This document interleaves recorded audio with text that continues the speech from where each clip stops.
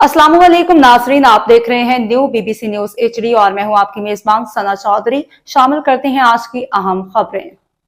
Sangarh depot Ahmad Khan कत्ल का जुर्म साबित, 5 मुलजिमान को सजाए मौत, फी कस 10 लाख रुपए जुर्माना। जमीन के तनाजे पर कत्ल, session model criminal trial court Sangarh का बड़ा फैसला, एक मुलजिम बरी, 5 मुलजिमान को सख्त तरीन सजा। अदालत ने 5 साल ट्रायल मुकम्मल करके फैसला सुना दिया। तफसीलात के मुताबिक सांगढ़ की session model criminal trial court के एडिशनल सेशन जज गुलाम कादिर तैनियू ने जमीन के तनाजे पर होने वाले कत्ल केस में 5 मुलजिमान को सजाए मौत और फी कस 10 लाख रुपए जुर्माने का बड़ा फैसला सुना दिया, जबकि एक मुलजिम को शक का फायदा देते हुए बरी कर दिया।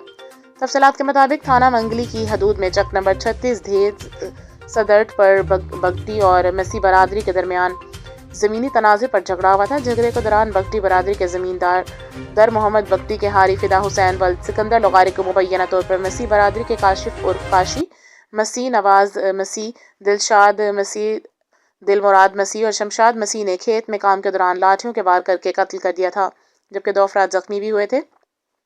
वाक़े का मुकदमा नंबर 64/2021 ताज़ियात पाकिस्तान की दफात 302 और 34 के तहत थाना मंगली में दर्ज किया गया था।